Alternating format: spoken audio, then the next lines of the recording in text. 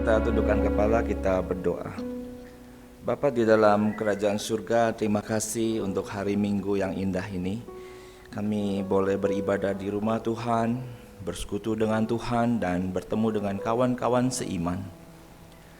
Di tengah dunia yang begitu berat ini, sungguh ini adalah anugerah Tuhan. Gerejamu, kumpulan anak-anak Tuhan yang mencari Tuhan, mencari kekuatan untuk tetap boleh bertahan hidup, supaya kami tetap hidup di bawah prinsip-prinsip kebenaran firman Tuhan. Dan dengan adanya gereja seperti ini, kami boleh dikokohkan akan iman kami, akan pengharapan kami, akan cinta kasih kami, secara khusus kepada Tuhan, kepada keluarga, dan kepada orang-orang yang Tuhan percayakan berada di sekitar kami. Oleh karena itu ya Tuhan, kami memohon akan kehadiran-Mu yang khusus pada pemberitaan firman Tuhan sebentar ini. Dan berikanlah kami konsentrasi yang terbaik, fokus daripada pikiran dan hati kami, boleh merebut setiap kata, setiap makna. Dan dalam penyertaan Roh Kudus, sungguh akhirnya kami boleh melakukan secara praktis di dalam kehidupan kami sehari-hari, sehingga kami boleh ditemukan sebagai anak-anak Tuhan yang sejati, sebagai murid Tuhan. Karena Engkau pernah menyatakan, Engkau adalah muridku jikalau engkau mentaati firman-Mu dan engkau berada di dalam kasih-Ku. Kiranya itu boleh terjadi ya Tuhan kepada setiap kami pribadi lepas pribadi. Terima kasih Bapa, tolonglah kami. Dalam nama Tuhan Yesus kami serahkan seluruh doa ini. Amin. Silakan duduk Bapak Ibu yang dikasihi Tuhan. Shalom. Sangat berbahagia bisa bangun tidur di gedung ini ya. Saya tidur di bawah bersama istri saya tercinta Liana. Dan kemudian pagi yang indah ini boleh beribadah di rumah Tuhan. Puji Tuhan. Saya sangat bahagia, sangat senang. Terima kasih kepada Penatua khusus Henpri dengan ibu dan seluruh tim yang mengizinkan saya dan istri untuk boleh hadir beberapa hari di kota ini, di gereja ini untuk menyampaikan seminar. Dan nanti sore ada talk show dan saat ini ada pemberitaan firman Tuhan. Nah Bapak Ibu yang dikasihi Tuhan, kami tinggal di Bandung ya, jadi di Jawa. Wah, waktu mau ke sini Omikron naik di mana-mana dan menjadi sebuah pergumulan. Apakah kami bisa menembus berbagai batasan dan akhirnya tiba di kota ini. Kemarin waktu di tes swab antigen, begitu lihat itu negatif, wah saya kesenangan. Soalnya kemarin, jadi anak saya hari ini melayani di gereja di Bandung. Kemarin ada tes ya. Anak saya negatif, tapi kemudian dia WA, Papa Mama itu ada kotomi, dia bilang positif, gempar gitu ya. Jadi satu gereja yang mau latihan kemarin itu gempar gitu. Wah, saya nanti mesti mandi kembang 7 rupa gitu. Lalu saya WA kemarin, gimana J, sudah mandi kembang apa? Dijawab kembang kol. Ya memang tidak mudah ya, orang-orang kok bisa begitu dites ternyata positif. Pak Henpri, nanti kita mau tes buat pulang besok ini ya. Semoga bisa pulang. Ya aneh sekali sekarang ini, OTG, orang tanpa gejala. Tetapi saat kami bisa menembus ya berbagai halangan itu, dan berapa hari di Lubuk Linggau dan kesini, sungguh hati saya sangat bersuka cita. Ada satu syukur kepada Tuhan yang mengizinkan akan pelayanan ini di tengah pandemik yang terus meningkat, dan saya bersyukur hari ini semua bangku di sini penuh ya. Berarti Anda juga memiliki satu iman, satu keyakinan, apapun yang terjadi ingin bersekutu di rumah Tuhan. Puji Tuhan. Nah, Bapak Ibu yang dikasihi Tuhan, hari ini besok itu Valentine ya.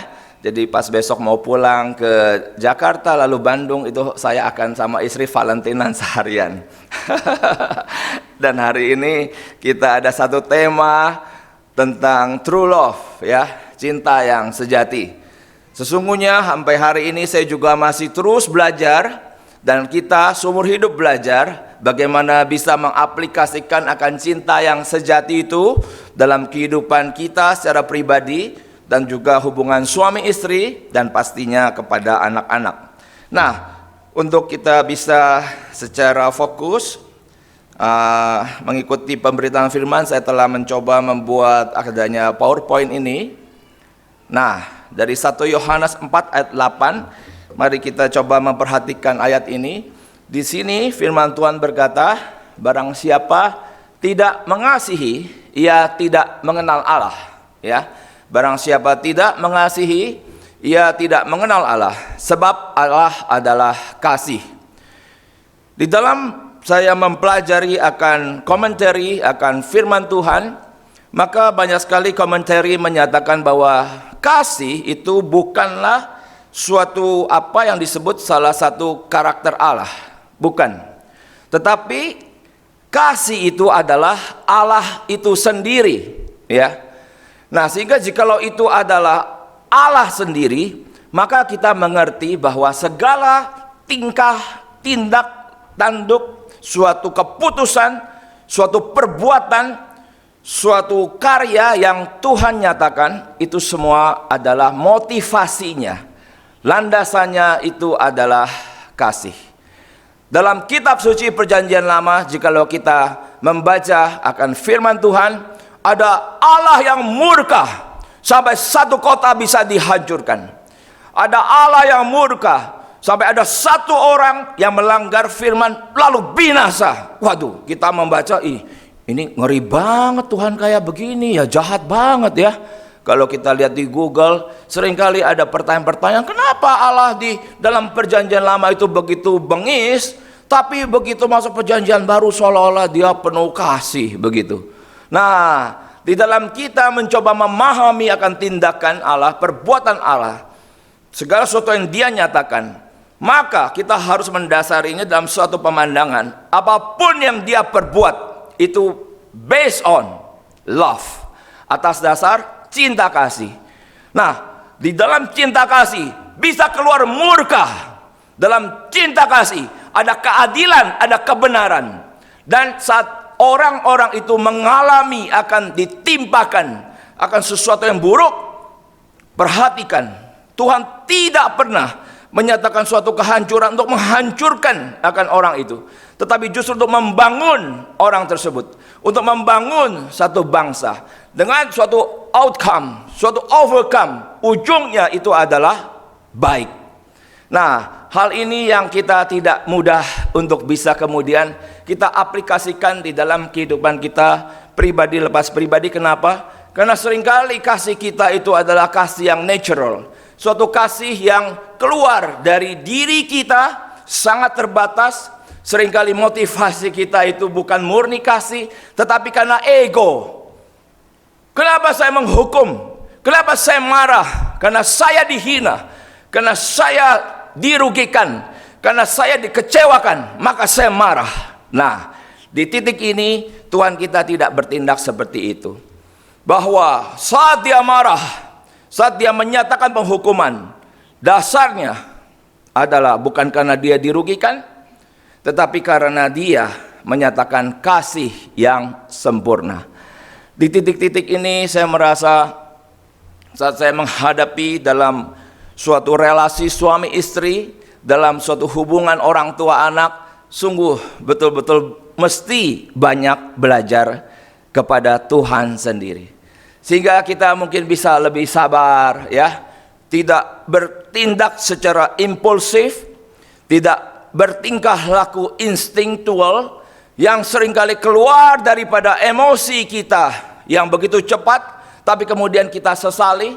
Tapi kita boleh lebih tenang untuk belajar kepada Tuhan, bahwa Tuhan menyatakan segala sesuatu di dalam kebijaksanaannya. Dalam kebijaksanaannya ada sesuatu hal yang kita harus pelajari. Dan saat saya ingin mempelajari kebijaksanaannya itu, kenapa dia bertindak begini, dia bertindak begitu, maka pada diri saya tidak boleh buru-buru. Saya tidak boleh bergegas-gegas dalam bertindak ini dan itu. Ada satu waktu yang saya kemudian berikan bagi diri saya untuk tenang. Saat saya melihat segala sesuatu hal yang tidak saya suka, tentang tingkah laku mungkin dari anak-anak, dari tingkah laku daripada situasi sekitar yang menimpakan hidup saya. Jikalau saya mau belajar daripada Allah yang memiliki kasih, ada wisdom di sana. Apakah kemudian saya buru-buru di dalam meresponi segala sesuatu?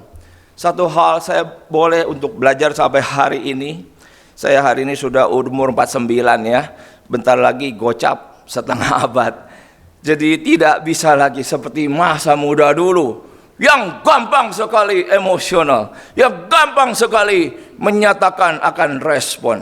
Tapi hari ini, dalam mencoba dengan sungguh-sungguh belajar akan kasih Tuhan, satu hal yang saya boleh amati, istri saya juga mungkin mengamati diri saya, dan 3 anak saya juga mengamati, dan saya juga sadar, saya harus lebih banyak bersabar, tidak buru-buru berespon, dan mencoba melihat dan bertanya.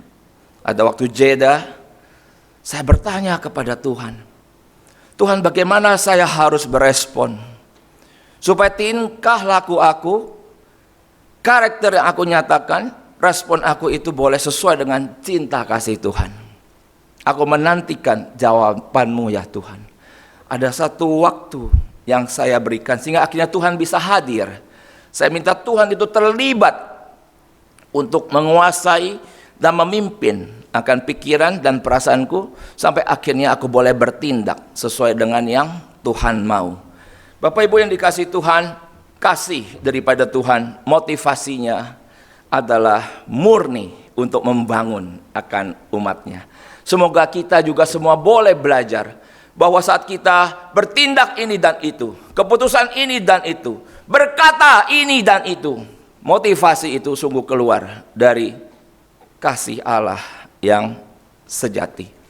Barang siapa tidak mengasihi, ia tidak mengenal Allah, sebab Allah adalah kasih.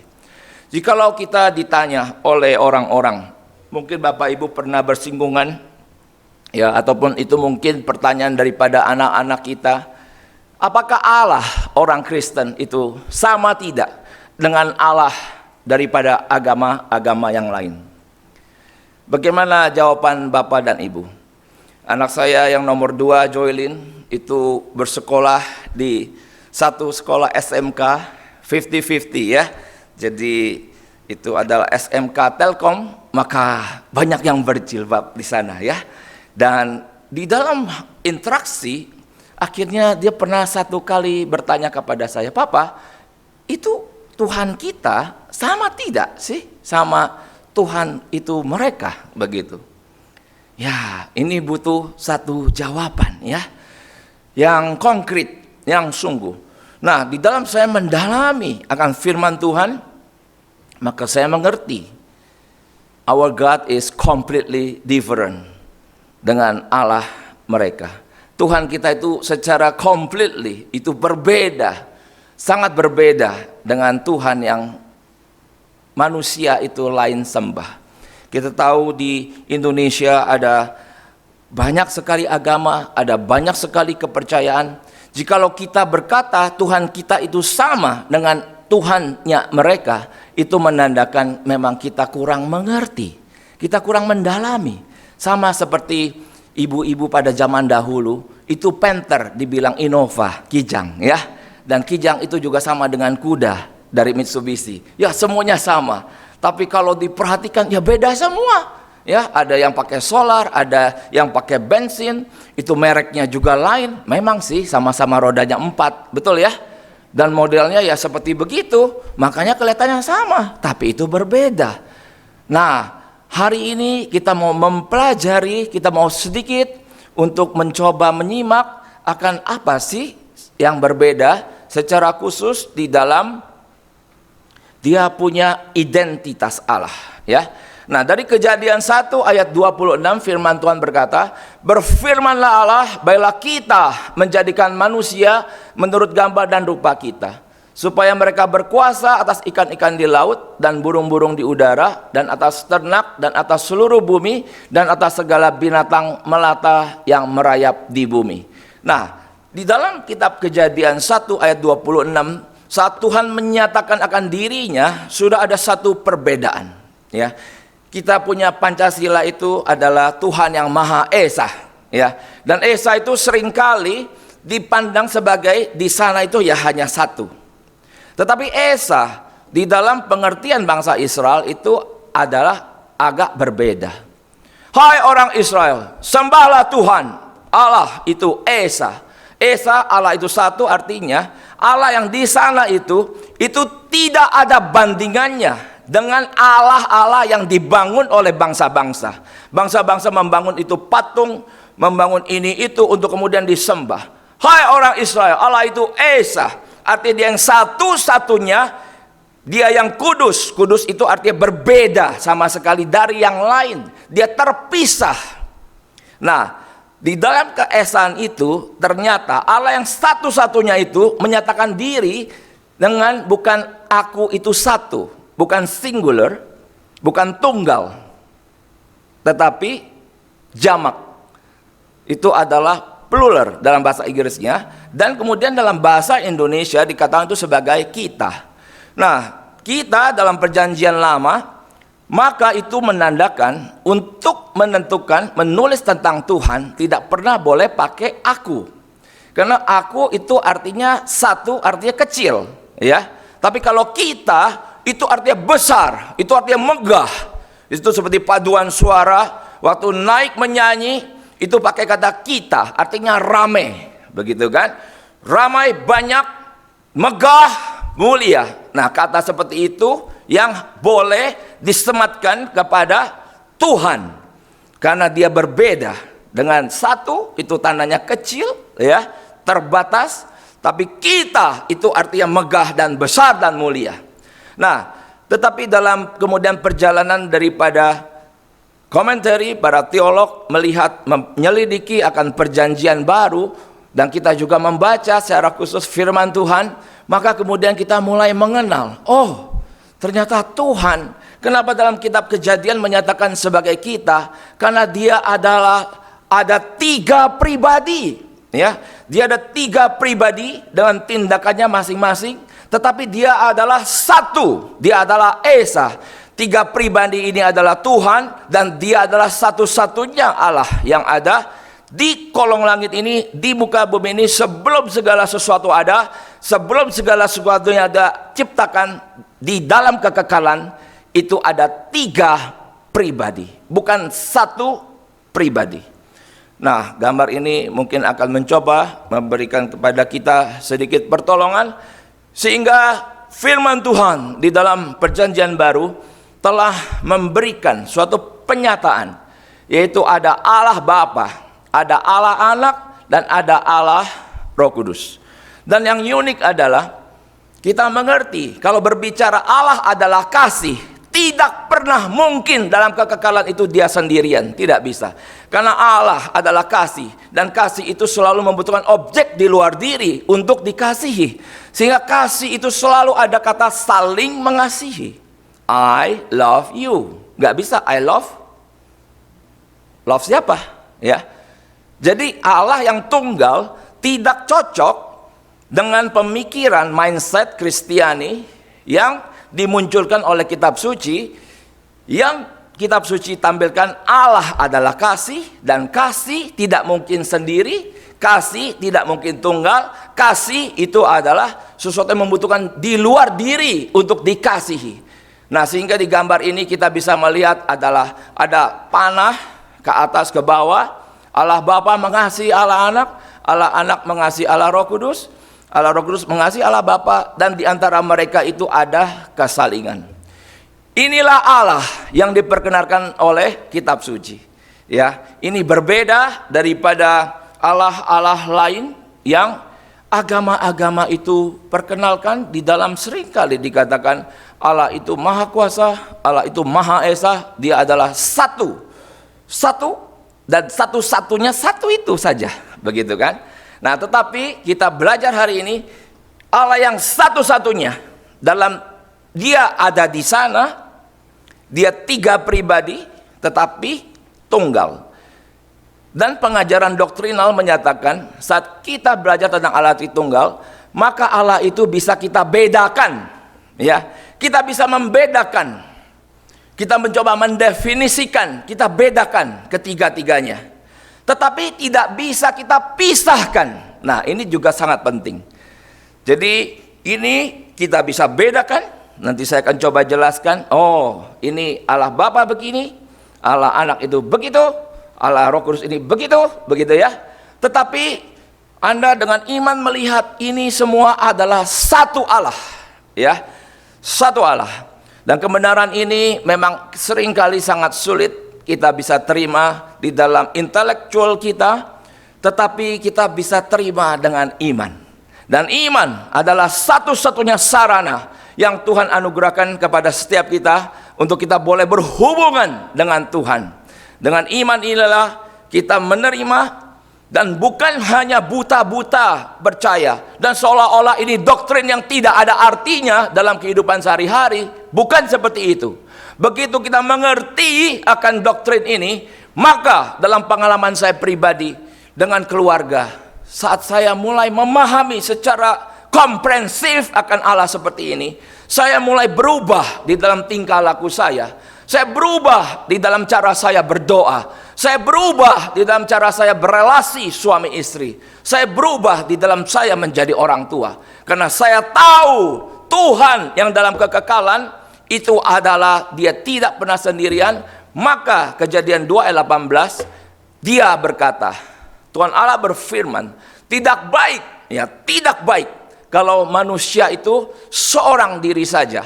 Aku akan menjadikan penolong baginya yang sepadan dengan dia. Bagi kita yang mengerti akan konsep Allah Tritunggal secara kita betul-betul pahami dalam prosesnya, tapi kemudian kita pegang kokoh, bahkan dalam pelayanan pun kita akan berubah tindakan kita. Kita tidak menonjolkan ego kita, tapi kita menonjolkan akan kerjasama. Kalau kita mengerti akan Allah Tritunggal dalam hubungan suami istri, kita akan lebih sering doa, bersepakat berdua untuk breakthrough, menghantam akan banyak tembok dan kesulitan yang kita harus hadapi, ketimbang ya kamu bisa doa sendiri, aku juga doa sendiri, kita doa masing-masing saja. Itu bagi orang yang seperti yang sudah menikah, you tidak mengerti akan Allah Tritunggal yang menyatakan apa? Tidak baik manusia itu seorang diri saja.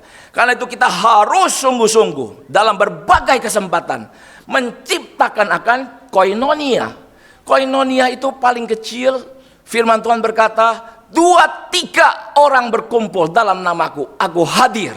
Wah, luar biasa ya. Hari ini kalau ada suami istri punya satu anak, ya sudah 2-3 berdoa bersama, ya, memohon belas kasihan Tuhan itu di masa pandemik yang begini berat, bersama-sama ibadah, menolak saat ibadah online misalnya, masing-masing anak di kamar masing-masing. Tidak.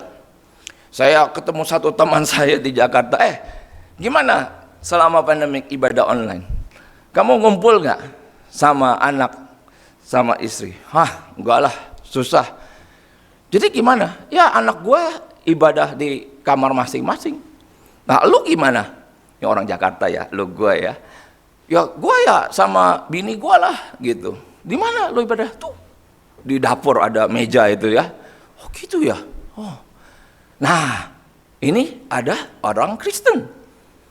Tapi dalam konsep ibadah ya masing-masing saja. Tidak. Saya merasa saya sedang mencoba belajar tentang Allah yang menolak ketersendirian sejak pandemik tahun 2020 bulan Maret. Dan kemudian gereja itu online. Langsung saya umumkan di rumah. Mulai hari ini kita ibadah sama-sama. Duduk sama-sama di meja makan. Kita watch ya, itu YouTube, ya kan? Lalu kita dengarkan. Dan setelah selesai tidak langsung bubar. Setelah itu kami biasa diskusi, ya. Kita saling sharing. Tadi khotbah dapat apa? Saya biasa sharing duluan, lalu istri saya Liana, lalu kemudian 3 anak kita minta sharing, self reflection tentang apa sih yang tadi barusan disampaikan. Dan di situ saya bisa melihat tingkah laku rohani daripada anak-anak saya. Ya, begitulah kalau online di rumah, ya. Ibadah tidak mandi, ibadah celana pendek, ibadah sambil bikin kopi gitu tuh, ibadah sambil masak dan berbagai hal. Waduh, saya bilang, saya rasa saya masih ada beda sedikit ya dengan anak-anak itu. Apa? Saat saya sedang melakukan itu, saya tetap dengar gitu. Jadi saya kemana-mana kupingnya ke situ ya. Tapi kalau anak-anak saya perhatikan, ini sambil dia melakukan ini itu, kupingnya ini masih ke sana nggak ya? Nah, tapi tahu nanti di tesnya saat sharing, ya toh. Nah, saat sharing ada kesulitan sharing tentang firman, maka saya bilang, coba perhatikan lagi sungguh-sungguh, ya, firman Tuhan itu tadi. Dan kita terus tiap bulan demi bulan demi bulan, waduh. Sampai hari ini saya sudah ibadah onsite seperti ini. Ya puji Tuhan, tadi pagi masih ada anak saya 2 yang ibadah online di rumah.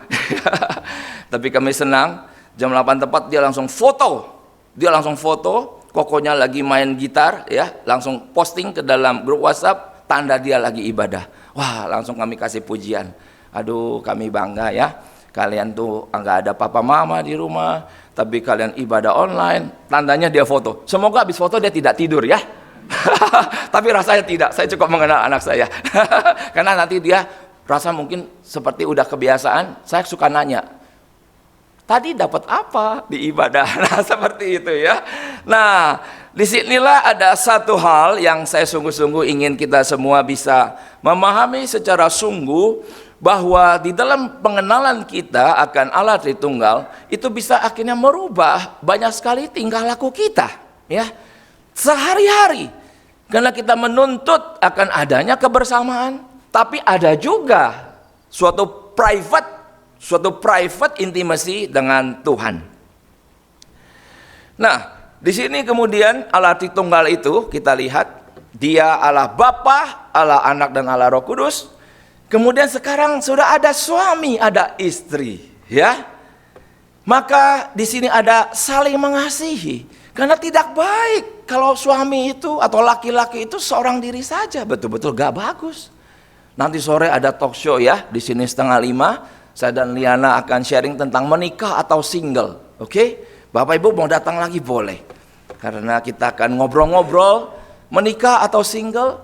Ada yang berkata, kemarin sambil saya sedang persiapan, ya saya juga dengar-dengar YouTube dari orang-orang yang menceritakan bagusan menikah atau single. Nah, satu orang ibu, dia sampai akhir saya dengar dia bilang gini, ya tapi kalau boleh jujur sih lebih enak zaman dulu waktu single, saya lebih bebas ya, saya mau apa-apa saya beli sendiri, belanja bisa sendiri ini itu, kalau sekarang mah ribet, pusing jadi emak, katanya gitu.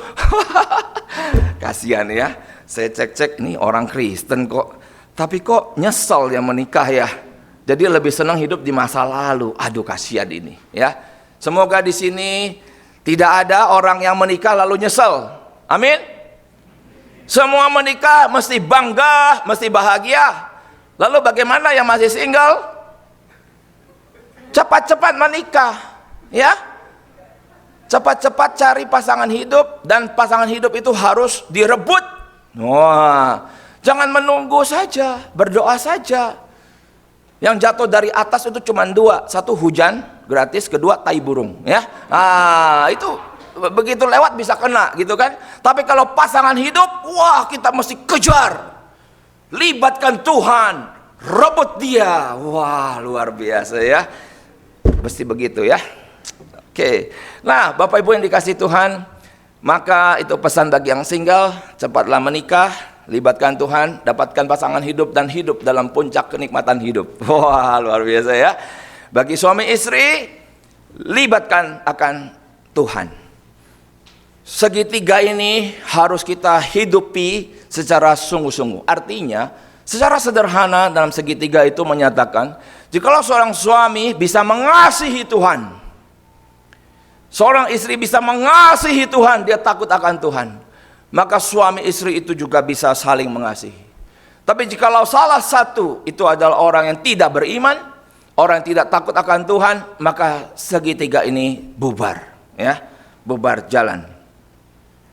Nah, di dalam karakter, dalam tindakan daripada Allah, oke? Maka seorang profesor di Harvard itu, namanya Paul Steinberg, pernah mengungkapkan tentang 3 dimensi daripada cinta kasih. Dia orang Kristen, dan kemudian saat dia membuat segitiga, bahwa kasih yang sejati mengandung akan 3 dimensi, ada keintiman, ada passion, ada komitmen. Saya pikir-pikir, apa dia kemudian belajar dari suatu konsep Trinitas Allah Tritunggal?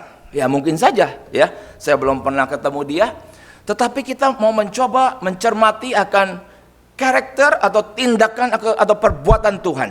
Coba kita mulai self reflection. Kita cek dalam diri kita itu ada tidak ya, nampak dimensi ini boleh hadir. Nah, yang pertama, intimacy. Intimacy itu adalah satu tindakan perbuatan daripada Allah Roh Kudus. Maksudnya apa? Intimacy itu. Nah, di dalam bagian ini saya kasih lihat. Nah, intimacy adalah keinginan untuk berdekatan, ya, dan membangun keakraban sampai tercipta pengenalan satu sama yang lain. Bapak Ibu, kalau pagi-pagi bangun tidur itu ya, ada tidak satu kerinduan untuk membaca firman Tuhan? Nah, dan kalau kemudian tidak membaca, ada tidak kemudian muncul suatu kegelisahan? Nah, jikalau itu ada, ya kita bersyukur sudah. Ini adalah tindakan daripada Allah Roh Kudus yang sungguh-sungguh sudah hadir dalam hidup kita. Di dalam dia memberikan kepada kita satu kerinduan. Rindu tuh begitu. Waktu bersama senang. Waktu terasa cepat. Waktu berpisah rasa nelangsa, rasa hampa, ya, rasa susah. Makanya bagi orang-orang LDR itu rasa-rasanya agak hidupnya agak banyak susahnya, ya. Udah kuotanya mahal begitu kan. Ya, terpisah puluhan kilometer, ya toh. Wah, itu ada satu anak pemuda yang kami bimbing, sekarang pacarnya itu ada di Papua dengan kuota yang on off begitu ya. Apa maksudnya? Data, bukan kuota, data. Waduh, rasanya dia susah sekali. Aku sudah begitu kangen, ya, pengen ngobrol, tapi begitu ngobrol baru letek mati, ya. Cari-cari lagi, wah, terus reconnecting. Wah, lama-lama bisa dibanting tuh handphone, ya. Saking terlalu kangen, tapi kok data itu, sinyal itu, lalu dia mungkin, oh Pak Presiden Jokowi tolong supaya satelit itu sampai ke seluruh pelosok di Indonesia, mungkin doanya begitu, ya. Nah, jadi ini adalah karya daripada Allah Roh Kudus. Bagi setiap kita yang telah menerima Kristus Tuhan, oke, saya percaya ada suatu dorongan, termasuk saat ibadah di rumah Tuhan seperti ini. Apakah Anda sungguh-sungguh merindukan firman Tuhan? Anda dengar lekat-lekat begitu? Atau Anda saat pemberitaan firman ini cuek? Ya, itu kalau di Bandung ya, bukan di Bengkulu ya. Begitu firman Tuhan di belakang ngobrol, enci-enci ya. Aduh, saya suka keki banget. Gue salah duduk nih tadi nih ya. Mestinya gue duduk agak depan, begitu kan? Kalau depan kan nggak berani ngobrol. Kalau dekat, tapi ini ngobrol. Sebentar saya lihat situ, wah main handphone, ya. Saya ngintip, apa tuh? Oh Facebook. Di situ juga. Oh, kalau itu kayaknya nyatet tuh, ya. Nyatetnya di WhatsApp. Tapi apa itu lagi jualan ya? Nggak tahu juga ya. Nah, Bapak Ibu, saat kita betul-betul anak Tuhan, karya Roh Kudus itu memberikan kepada kita apa? Suatu keinginan, ya. Ingin untuk dekat.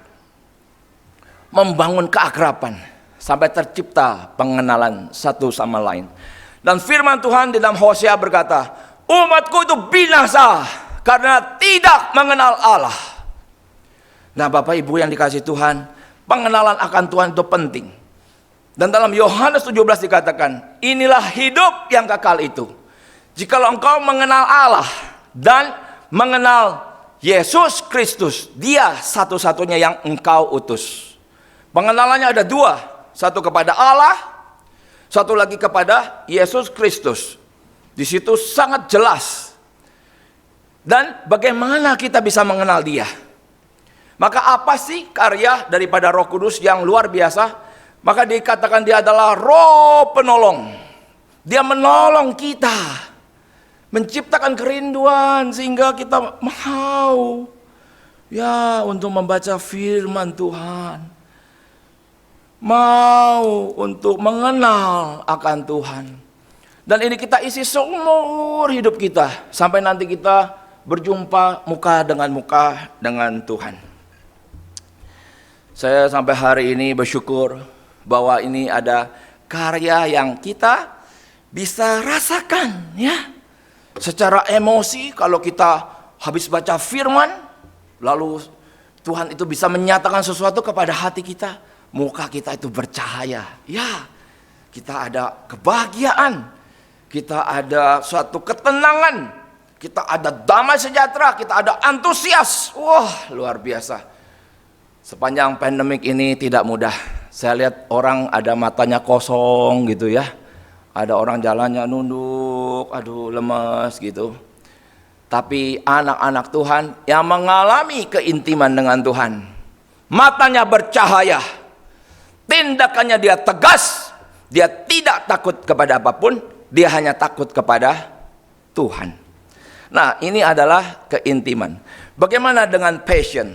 Ya, kalau kita lihat ya, di sini passion itu adalah Allah anak. Oke? Jadi Allah anak. Allah anak ini adalah Yesus Kristus. Tuhan kita yang kita cintai ya. Nah, passion itu apa? Keinginan untuk memiliki, menikmati satu sama lain dan untuk saling membahagiakan. Bagi suami istri merayakannya di dalam pernikahan melalui hubungan seksual. Dan di dalam kitab suci ada satu pengertian bahwa anak Allah, Tuhan Yesus Kristus itu disebut sebagai mempelai pria, ya, mempelai laki-laki. Sementara kita semua, kita siapa?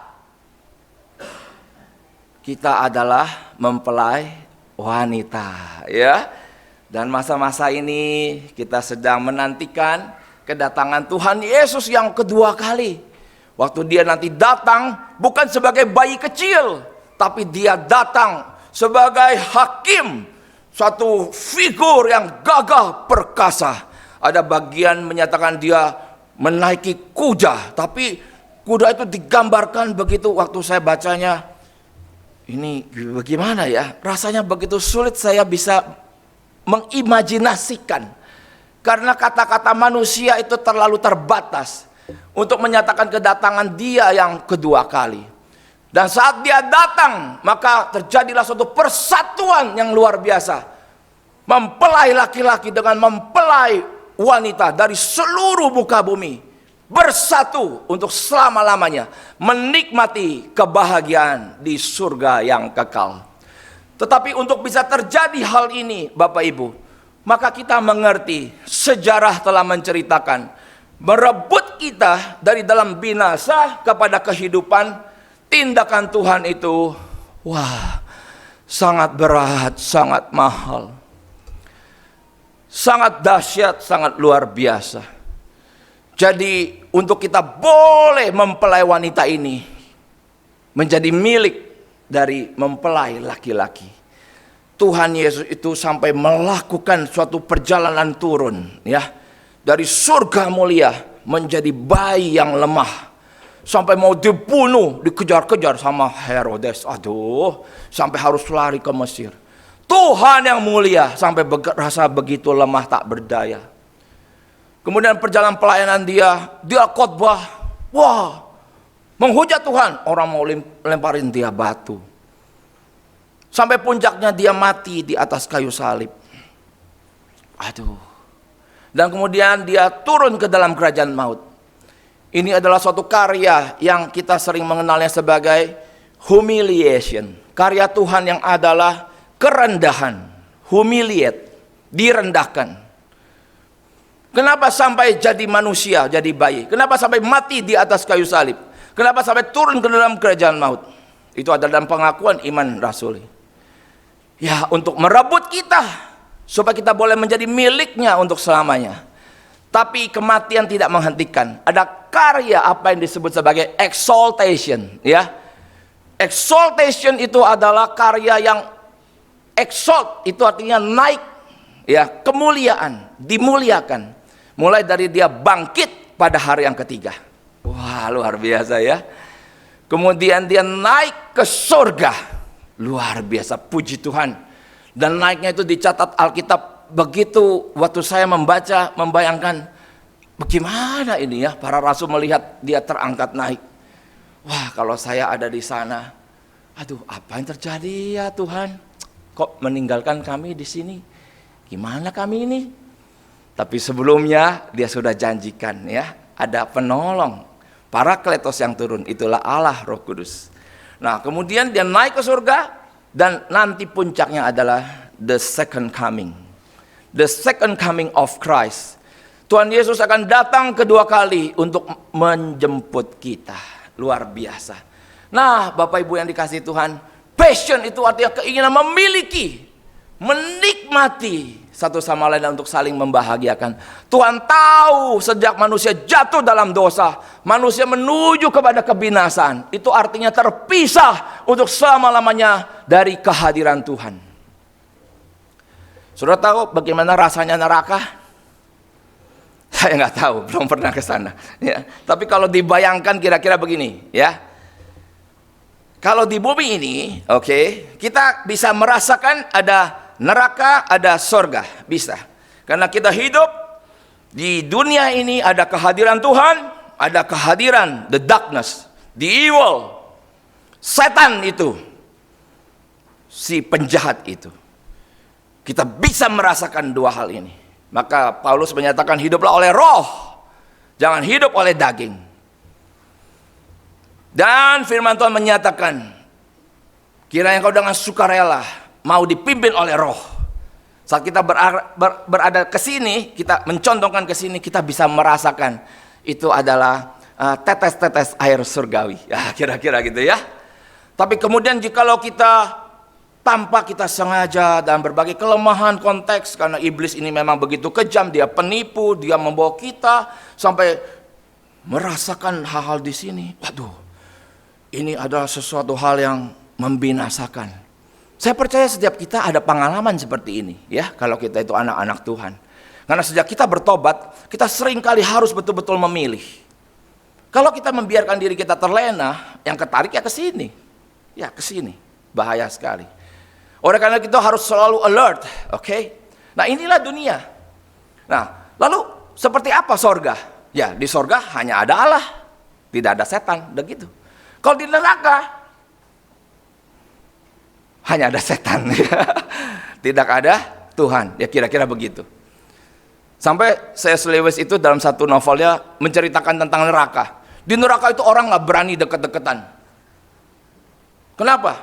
Karena takut dijahatin. Misalnya kita begitu dekat langsung ditonjok begitu. Wah, kenapa nonjokin gua? Ini neraka men. Gitu ya. Waduh. Wah, jadi kita takut gitu.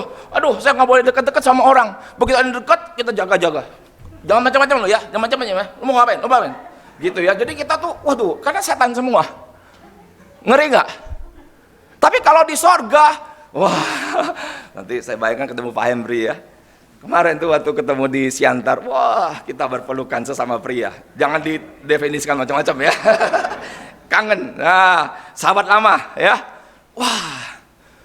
Ya, itulah surga. Orang berpelukan, nggak dijitakin. Pelukan, beletak. Waduh. Apaan nih? Tidak. Di surga ada Tuhan. Kita mungkin kalau itu jauh, hello ya. Kemarin Ibu Berta muncul, hello Berta, ya, begitu saja. Pelukan sama suaminya saja. Nah, jadi begitu kan. Nah, jadi ada sukacita. Neraka, wah, setan semua masuk sana, gitu kan. Takut sekali kita, takut sekali. Dan Tuhan Yesus, perbuatannya dalam passionnya itu, dia cinta sama kita. Kamu jangan masuk ke pada neraka. Itu tempat kebinasaan. Aku datang dengan seluruh resikonya. berat sekali dia mengosongkan dirinya. Dia Allah, tidak terbatas menjadi terbatas. Dia mulia, dihina. Dia tidak bisa mati, tapi karena dia adalah juga manusia, maka dia bisa mati. Tapi dia adalah Allah, maka dia bangkit dari kematian. Kita direbut. Luar biasa ya. Ada yang bilang, cinta itu tidak harus memiliki. Setuju gak? Yang sudah naksir banyak cewek, kagak ada respon, lagu itu bagus buat Anda. Ya, tapi bagi saya tidak bisa. Saya dulu lihat Liana, ini Liana istriku, banyak yang naksir dulu, cowok-cowok banyak. Saya lihat dari jauh, awalnya sih saya nggak naksir, dia yang naksir saya. Iya betul itu, tanya aja ntar. Tapi lama-lama saya perhatikan, oh bagus juga ya, gitu. Lama-lama jadi kangen. Repot loh kalau jatuh cinta. Kita kayak orang rada bego-bego begitu. Makan mie ayam, ingat dia, lihat dia. Ke WC, ingat dia. Makan apa segala tidur, iya dia. Liana juga gitu. Liana pernah, dia tidur sama cicinya kan ranjang gitu ya, atas bawah. Cicinya lihat ke bawah. Nah, lo kenapa senyum-senyum begitu? Dia sambil tiduran, lagi ingat ku Iva. Ya begitu, betul kan? Itu dia ceritanya begitu. Jadi gila itu cinta ya, cinta itu gila ya. Nah tapi itulah passion. Kalau sudah begitu bagaimana? Ya susah lah kalau tidak bersatu, betul gak sih? Susah. Nelangsa, hampa, kering, kerontang. Karena itu harus kumiliki. Maka kemudian aku Cangku Iva datang ke rumah Liana, minta izin sama papa mamanya. Papa, mama, belum manggil itu belum. Om, tante ya. Ada apa? Mau menikah sama Liana gitu ya. Kok begitu saya? Karena papa mama saya sudah meninggal ya, sudah tidak ada. Jadi waktu itu saya bergumul. Ini yang mestinya ngomong mesti koko saya, tapi saya lebih bisa ngomong daripada koko saya. Karena koko saya pendiam orangnya. Nanti kalau dia ngomongnya salah gimana? Sudahlah, sendiri saja gitu. Dan kemudian ya sudah, itu berjalan dengan baik. Sampai akhirnya saya bisa memiliki Liana. Sampai kapan? Sampai maut itu memisahkan kita. Ya, indah sekali. Bisa memiliki orang yang kita cintai. Inilah Tuhan Yesus Kristus, luar biasa ya. Jemaat Tuhan, saya dalam keadaan kadang sendiri gitu ya, bisa di subuh gitu. Lebih sering di subuh sih. Kalau malam sebentar langsung hilang gitu ya, jadi kurang bisa merenung. Lagian kalau malam saya lebih banyak ngobrol sama istri itu di ranjang. Nah kalau subuh saya coba sedang hening-hening gitu, mengingat akan Tuhan Yesus ya. Saya kadang sampai begini-gini loh. Kamsia Tuhan, makasih ya. Saya kok bisa diselamatkan begini, begitu. Dari berbagai zaman, miliaran orang, saya hari ini boleh selamat, makasih ya Tuhan, makasih gitu. Saya harap Bapak Ibu ada ya. Satu jiwa seperti ini. Karena kita sudah dicintai oleh Tuhan. Dan ini juga yang akhirnya menyinari akan hubungan suami istri. Ya, ada hubungan seksual yang hidup di antara mereka. Nah, komitmen. Pernikahan Kristen adalah pernikahan monogami, hanya dengan satu istri sampai maut itu memisahkan. Tidak terjebak, tapi menikmati akan pernikahan.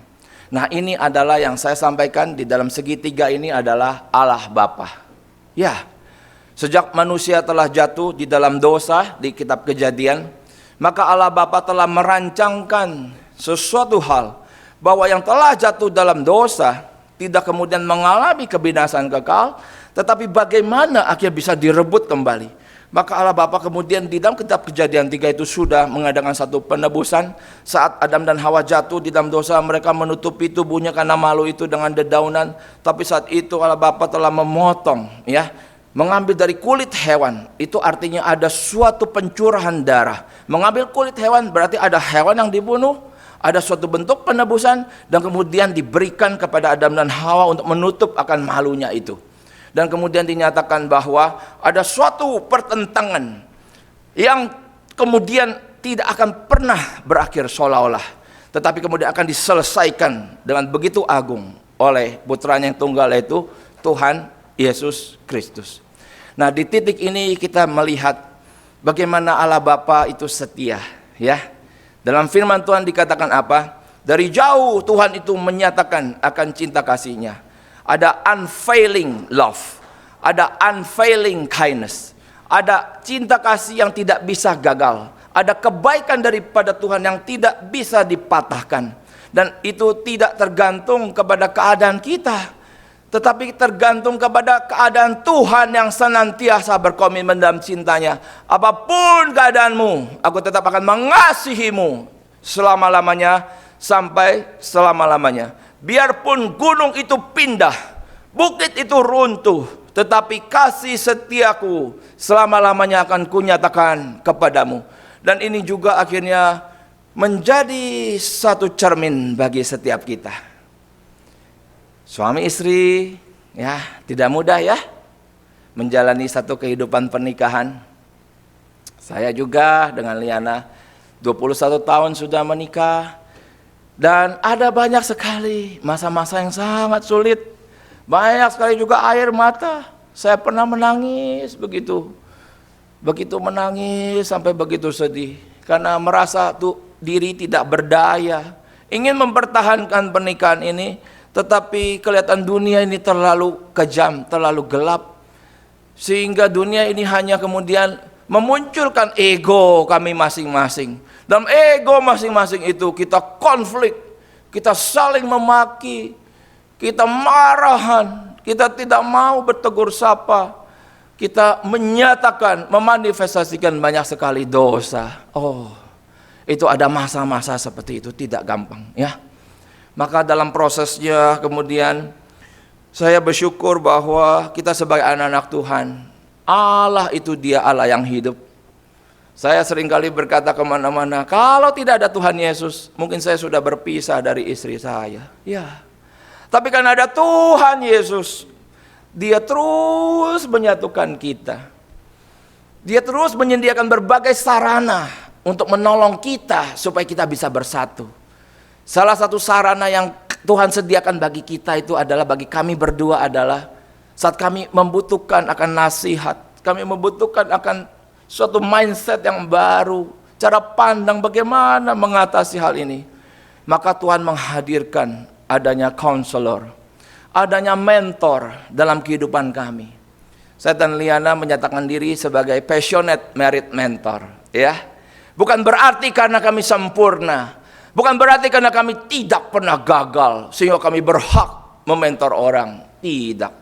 Kami berhak mementor orang, kenapa? Karena kami pernah mengalami masa-masa gelap begitu sukar, dan Tuhan menghadirkan para mentor, para konselor membimbing kami. Ya, dalam kelemahan kami dibimbing. Dan kemudian di dalam kelemahan kami dibimbing, kami berproses.